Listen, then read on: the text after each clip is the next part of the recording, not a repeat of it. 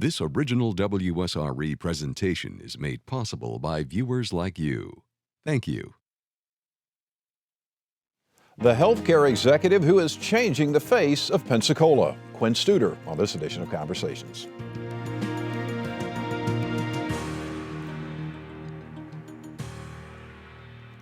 Quint Studer first appeared on this program in 2011. At the time, he had reached the pinnacle of success in the healthcare consulting business. As founder of the Studer Group, Quint had positioned his organization to one of the most respected in the industry. For many, that would have been sufficient. At the end of the program, I asked Studer what was next, and here's what he said. I really want to continue to see communities grow, because I think when communities grow, the people grow, the citizens grow, the jobs grow, the economy grows, the quality of life grows. So I just want to keep doing what's in front of me. Since that time, Quint Studer has made a measurable impact on his community. From professional sports, he's the owner of the Pensacola Blue Wahoos, the AA team of the Cincinnati Reds. To education, he and his wife Rishi have committed to $1 million in scholarships. To retail and real estate development, the Studers have pumped millions into downtown Pensacola redevelopment, and there's more to come. They recently purchased the old Pensacola News Journal site with plans for a major residential and commercial development. In early 2014, Quint and Rishi Studer formed the Studer Institute, an organization whose goal it is to improve the quality of life in local communities. He still maintains his role as a sought-after speaker and consultant with the healthcare industry. We're pleased to welcome back to Conversations, Quint Studer. Nice to have you back. Well, thank you. You've been a busy guy. Well, everybody's been busy. Tell me what's changed since we last talked in 2011 in your life. Well, I was thinking, wow, an awful lot. First of all, I think we ended up with a AA baseball team that was, I think, beyond anyone's wildest imagination here. If you had asked me how possible that is, and I'm not sure around 2011, our first year is 2012, but I think the Blue Wahoos certainly bring in that type of credibility to this community, because normally you have to be a certain size community with a certain movement of up to get a AA team. Certainly at Palafox in Maine, you know, when Rishi and I were driving down one time, we were saying, it's hard to tell people the city's moving when you have 2 empty lots and 2 vacant buildings at Palafox in Maine. And if you look at grids, that grid we always thought should be the main intersection of the city, just the way it is. And so we were driving to the stadium one day watching the construction. I said, it's going to be hard because we all want to attract other investors. Sure. Attract other investors, you attract more jobs. So we ended up buying, as you know, the 2 buildings on the corners, and all of a sudden you wake up and we're going to have, when they're all done, about 6 plus 4 plus 11 retail establishments there, not counting the al fresco. And then we ended up picking up Volume is moving in on Main Street, and Fiore Flower Shop's moving there, and now you have the bank. So all of a sudden you have this buzzy, busy intersection there. So that certainly took place. The office building has started. You know, one of the things I feel really good about is we've been able to fulfill our obligations. I mean, I believe, at least since I've been here in '96, I hear a lot of announcements, and then people go on to the next announcement. Right. We in fact, when we built the office building or started it, it was originally supposed to be a $12 million office building at 57,000 square feet for about 125 employees. Now it's a 77,000 square feet office building, first new office building built in probably 30 years here. It's $16 million. It's going to pay over $200,000 in property taxes and bring over 225 employees downtown. So I think that was really exciting to deliver on something like that. And of course, we think the YMCA downtown at where the News Journal is now is just a big push. And we talk to people in cities and we ask, what are some things that really drive people to invest in a community? One of the things is amenities. And one of the things in talking to experts, they said, you know, we didn't have enough variety of amenities downtown, didn't have enough retail, and particularly didn't have enough things like a Y. And they mentioned Ys are becoming very popular to put in as an economic engine. So I think having a brand new Y, I think, which will break ground in October. So those are some of the things that come to mind real quickly. Tell me what your position is now with the Studer Group as far as the healthcare consulting side of things. Sure. I'm chairman of the board. We have a 5-member board, so I'm chairman of the board. I'm what they call a founder. I tease flounder is what I call it. And I basically do what I think I enjoy doing the most, which is teaching. So I travel the country working with healthcare providers. To me, presenting on how to handle change. And the theme's always been the same. We can talk about different payment systems, all sorts of different delivery networks, but it's pretty much you got to get your employees with you and treat them great. You got to make sure your physicians feel integrated or engaged, work as a team, and then you want to provide excellent clinical quality care to your patients. So been really busy, and I published a couple books since I was here last, on the Great Employee Handbook, and Culture High Performance is my latest one. So I write books and I speak, and I think last year I had my busiest year I've had in 14 years with them. So I'm committed, and as you know, we took on other investors, so I'm a minority owner now, not a majority. But when we did, we basically said we can grow. We have 205 employees, and I feel a great obligation to make sure that the company is successful, because I feel every day that there's employees and their children and their spouses, partners counting on us to make sure we deliver, because that's helping them improve their quality of life. Of all the things you do, the writing, the speaking, the investing, what do you enjoy most?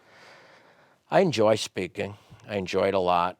Today I was working with Travis Peterson. I'm going to be doing a workshop August 20th in the community on leadership in the workplace, engaging your employees in customer service. And we were putting up the room and talking about the content. And he looked at me and he said, "You really enjoy this, don't you?" And I said, "Yeah, it's my fishing. It's my golf. That's how much I enjoy it." And so, if you have a job that you get paid for, that you're passionate about, the Heath brothers in writing about change in their book Switch talk about everybody seeks meaningful work. And so if you can find work that you enjoy that's meaningful. So I really like that an awful lot.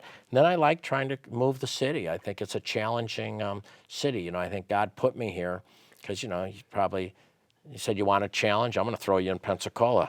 And and I enjoy that because I think we're accomplishing some things, and not just me. I mean, all of us private investors, because that's who drives the city. Absolutely. I think the city's moving forward. When I say the city, I'm really talking Northwest Florida. Right. What makes a good leader, Quint? I think authenticity. In my new book, Culture High Performance, I did that.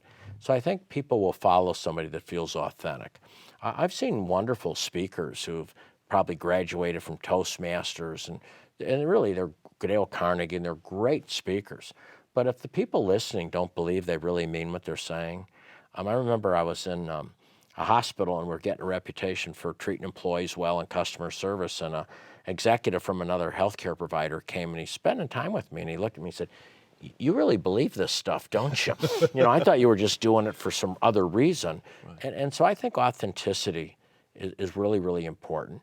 And then I think some other points are breaking complexity into simple steps. Yeah. And what most people look at when they talk about changing behavior, people can't change a lot. So you have to take where you want to go over a long period of time and break it into simple steps. And then I think people have to feel it. They show with research how people change behavior or take action. It's really not thinking and analyzing. It's much more seeing and feeling. So I think a good leader has to be authentic, have to break things down so they're understandable, and then help people feel what you're looking for. The employees, I think they feel at the Wahoo game. Once they started creating the customer service that we wanted, then the feedback wasn't us anymore, it's from the customers. So then you keep getting that feedback. I had a doctor at an academic medical center say, "Quint, I always thought I explained things well. And when you told us to explain things this way, I thought I always did, but I did it your way anyway." And he said, "I was amazed at how the family and the patient responded." So once you get people to do the behavior, then the reinforcement they get from the customer or the patient or the family member, that reinforces it and makes it sustainable. Sometimes, though, people are so afraid of change that they won't make that attempt to do something. How do you overcome that? How do you overcome that as a leader or as a person in general? Well, I think change is hard. Ralph Waldo Emerson says, people like to be settled, and it's only by unsettling them is there any really hope. So first you have to realize not everybody's going to be comfortable with the change. I mean, just accept that. And even good change is scary. doesn't have to be bad change. You know, people think change is bad. Even good change creates anxiety. So I think anything you can do to create a safe environment where people aren't afraid to take a risk, are okay with it. I think you have to do that. But sometimes you just have to get the change to occur, and so people see the results. I mean, I remember when we were building the stadium, the fear was we had, and fear mongers, people that don't like change create fear. So if they can create fear, because people that don't like change, some of them particularly worry about what's that going to mean to me? Am I going to lose my spot? Because they've been successful in a current environment. So all of a sudden when the environment changes, they say, well, will I still be successful? Right. So hopefully you can convince them they will, but then some just won't. And I mean, we used to hear all that stuff, if you build a stadium, you're not going to be able to see, it's going to be ugly. Well, then after we started building the office building, they said, well, wait a minute, we can't see the stadium. Well, I thought this was a stadium that's going to be ugly. Then they said, well, then the office buildings, you shouldn't build it there. Well, before that, they were saying, well, you need to build it there, or you're not going to build it there. So we start building, and they say, well, it's going to block the stadium. Now when you drive by, it's not blocking the stadium. Or when Rishi started an olive oil store, somebody said, who's going to buy olive oil in this town? So, or, you just go through it. One of the things that I like to ask very accomplished people, because obviously you run into noise and negativity, how do you personally block the noise and negativity? It's always difficult. I mean, everybody wants to be well-liked, right. Especially a guy like me who's overly sensitive, I think, at times. I was a special ed teacher. Well, not many people are too negative against a special ed teacher. Right. Then I became in healthcare. In reality, most people are pretty kind when you're working in healthcare. So I had never dealt with the negativity until I came here and started getting involved in the community. So I think at first it was really, really hard. I mean, I would go home and my wife and I would look at each other and we'd say, why are we doing this? I mean, we don't have to do this. Right. But then there's this inner drive, and this inner drive is I have a hunger.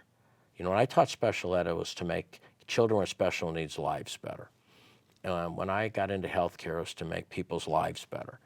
And what I do today is try to make lives better. So if you have the values of wanting to do that, even though it gets uncomfortable, your values don't allow you to quit if you believe strongly in what you're doing. And I have a statement that people quote me on it.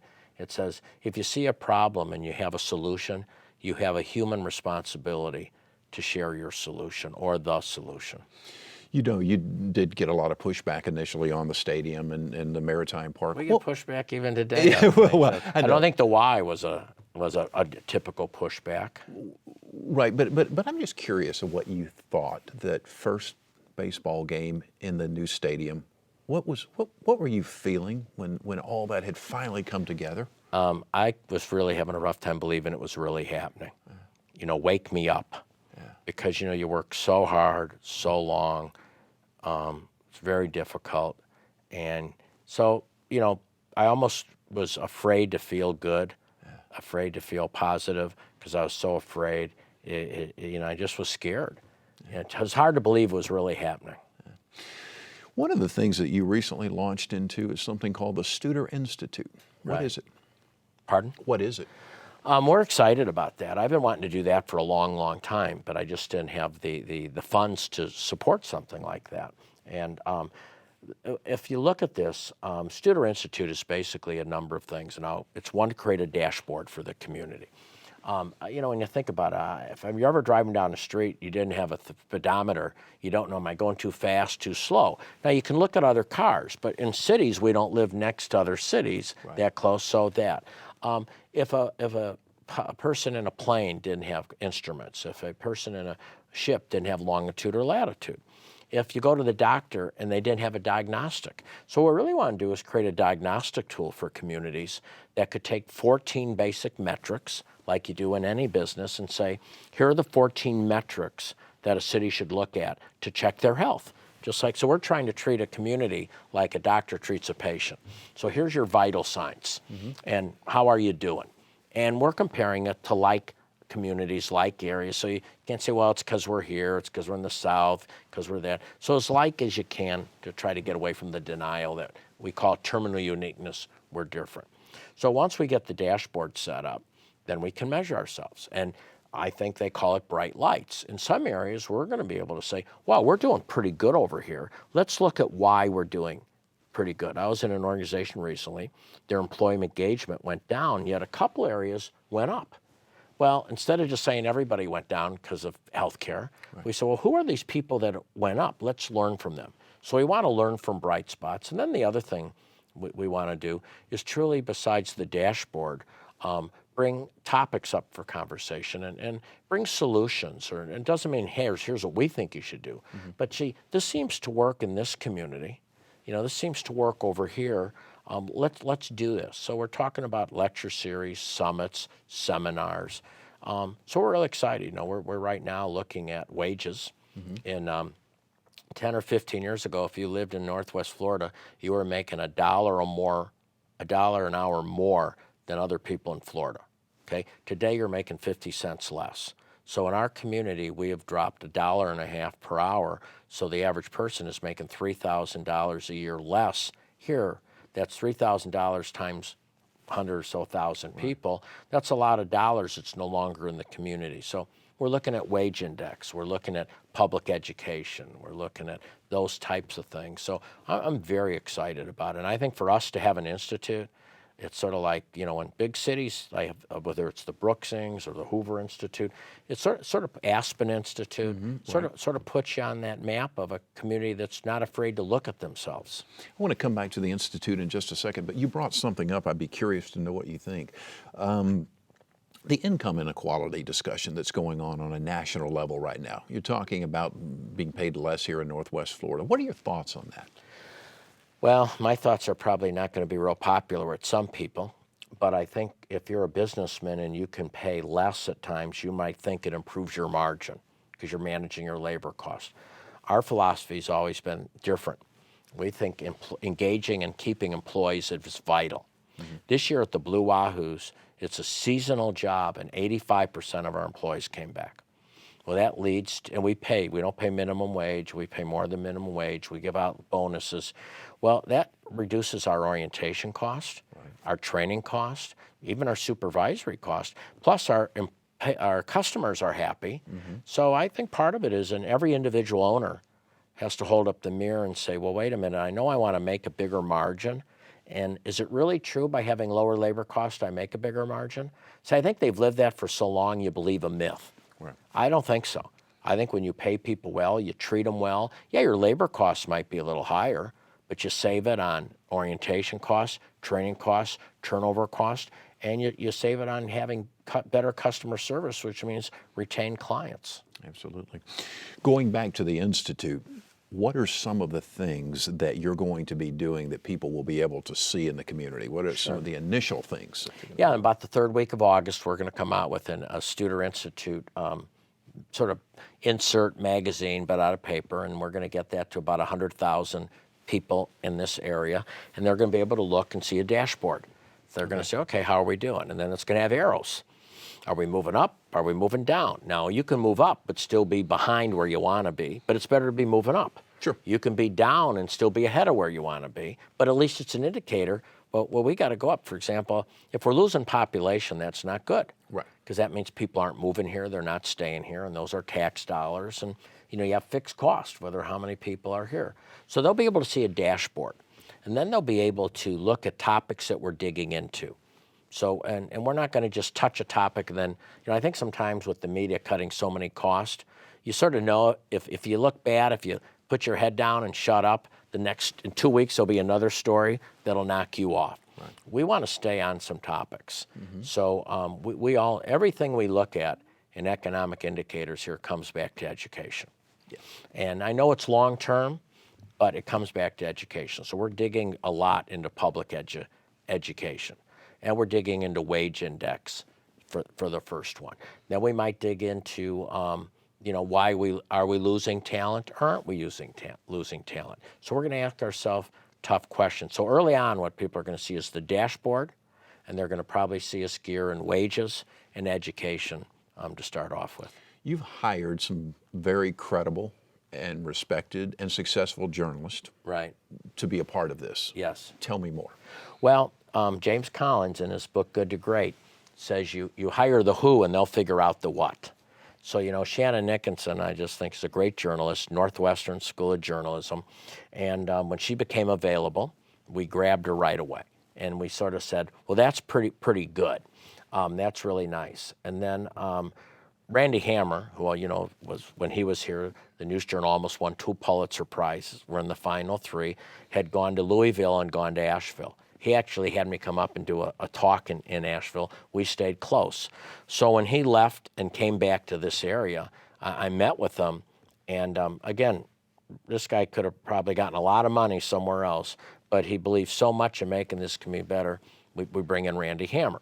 Well, then next thing you know, we got Reggie Dogan, another accomplished writer. Then we bring in Ron Stallcup, who's been wonderful at the News Journal over the years, showing showing what it looks like, the visuals, the research, and so on. And then we bring Molly Barrows in because, you know, Molly loved her work as a newscaster, but she's a journalist at heart. Right. And you know, but she's got this little girl that she wanted to be able to tuck in at night. Right. And when you're doing the news at 6 and 10, you're not tucking in your daughter. So we brought in Molly, and actually we're very excited. We're bringing in Claire Campbell. Claire, at 18 years old, left this community to study film and video in New York. And she's 28 now. She wanted to come back, but there's never been a job. So in mid-July, she'll come here. And we've got a whole bunch of other talent that we're bringing aboard because we really do want to have the best writers and the best researchers because we want our material to be well understood and extremely credible.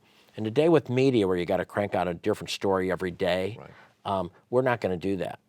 We're going to have some stories out every day, but it's really providing content that leads to good decision making. Talk to me about the distribution of that content. You mentioned the magazine, but obviously you have television folks involved in it, so I'm assuming that you're going to be doing video as well. We're doing a lot of video. In fact, this Claire Campbell, that's her strength. Okay. We're going to do video, and I think when you look at it, we really want to be a collaborator and a partner with all the other media outlets, whether it's WSRE, whether it's WAR, whether it's the Independent, whether it's the News Journal, whether it's the radio station. Many of them can't afford their own content providers anymore. So we really want to provide quality content for them to utilize and use. So some of our distribution channels will be current distribution channels. We certainly plan on using Blab. Which, by the way, you just lease. So we run it and operate it now, and we're putting money into production there, redoing the studio. We want to make sure we utilize that, but it's not sole. Then, of course, you have a website, Progress and Promise, which will continue to develop into, we think, a vibrant website, because we're doing a lot of really neat vignettes with Mike Spooneyberger's on. You know, he works with the Wahoos too, and really vignettes on studying people. You know, one of the things that research shows, if you want to find out why children drop out, don't study the dropout. Study the child. You can study the child that lives in poverty that drops out, or you can study the child lives in poverty and doesn't drop out. Mm-hmm. So we're going to be studying what researchers say are the bright spots. And so we're going to use a lot of vignettes to do that. We're going to use the material. So we really want to be what we think is the digital media age. We want to be a strong player in it. You're going to be multi-platform across many platforms. Yeah, we call it channels. And we'll Wahoo Video Board. You got to use all your channels you can today. Absolutely, absolutely. Fascinating. What do you do to keep up to speed on everything that's going on? Because we're in such a rapidly changing world right now. How do you prepare yourself? Well, I don't know if I prepare myself very well, but I love to read. I love to read. Mm-hmm. And I've always loved to read newspapers. I travel. Yeah. So when I'm traveling, I'm up in Duluth, Minnesota last week. It was 51 degrees, by the way. And, and they just had a seminar for their small businesses from a marketer. It's called Duct Tape Marketing. So I get up there and I read this stuff and I say, well, I'd like to bring here to Pensacola. I mean, he's traveling the country and he's teaching marketing. It makes sense. So a lot of it I'm exposed to so much. So, you know, in 1 week, I'll be in Hartford, Connecticut, Duluth, Minnesota. I was in Portland, Maine, which is an unbelievable, vibrant city. And then I ended up in Nashville. So the fact that I'm at 3 or 4 cities every week, I see it. I see an incubator that might work here. St. Louis, instead of giving one employer $20 million or $3 million, what they did is they took their economic development money, they divided it up into grants for existing companies, because Gallup says the real growth doesn't come from attracting a new company. Right. It comes from growing your existing companies. So that led, Asheville, I got the Pensacola Business Challenge came from Asheville. The Pensacola Pledge, the $1 million in scholarships, that was Marn DeWeese and Rick Outson Marn talked about it at City Council. Rick wrote about it. It was taken from Kalamazoo, Michigan. So I always tell people, I don't think of most anything. I just sort of, other people think of it, then I say, well, why don't we execute it, implement it here? I was at a wedding Friday night, and a guy came up to me, Zach, and said, why don't you show the World Cup game at the stadium? So I said, okay. Well, we did. We had 300 people in the Hancock Club. So I just try to listen to good ideas. And we have really a lot of talented people out there. We have 2 minutes. In about 1 minute, the Pensacola Business Challenge. I wanted you to touch on that. We thought it was a huge hit. We had 113 people come in. We offered an overall $50,000 prize, and the goal was to help people create business plans. We had 33 business plans that ended up completed. We had 8 judges come in, and then, of course, Carmen's, which just got best for this, best of that, best of this, was the winner. She has 14 or 15 employees. The Segway Tours were in there, and they started a business. We had Susan Campbell Jewelry was in there. So not only did we do that, but we also ended up scaling it. In fact, we're probably going to be announcing, it will be announced here first, that we're now going to go up to Century, Florida. And we're going to be doing a similar business challenge in Century, Florida, to sort of see if we can kickstart that community a little bit too. So we loved it. So 33 people had a business plan. They got feedback from judges, and 3 or 4 of them started. So we think that's a great way to incubate this community. You're a busy guy. Well, so is everybody. I'm just part of it. I'm on the team. As always, a real pleasure. Thank you. I appreciate you coming back. I always appreciate your professionalism. Thank you. Thank you. I appreciate you saying that. Best of luck to you and your family. Thank you. Quint Studer, leading entrepreneur here in Northwest Florida, making a lot of change to the Pensacola area. And the old saying, he's definitely putting his money where his mouth is. By the way, you can see our original interview with Quint and many others online at WSRE.org/conversations. I'm Jeff Weeks. Thank you so very much for watching. I hope you enjoyed the broadcast. Take great care of yourself. We'll see you soon.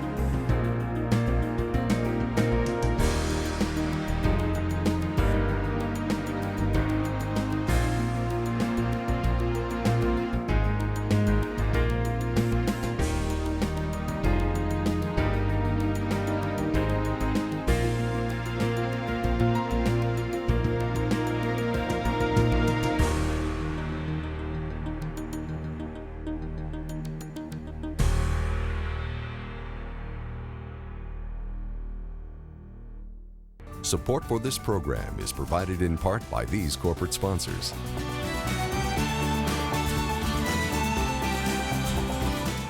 And by viewers like you.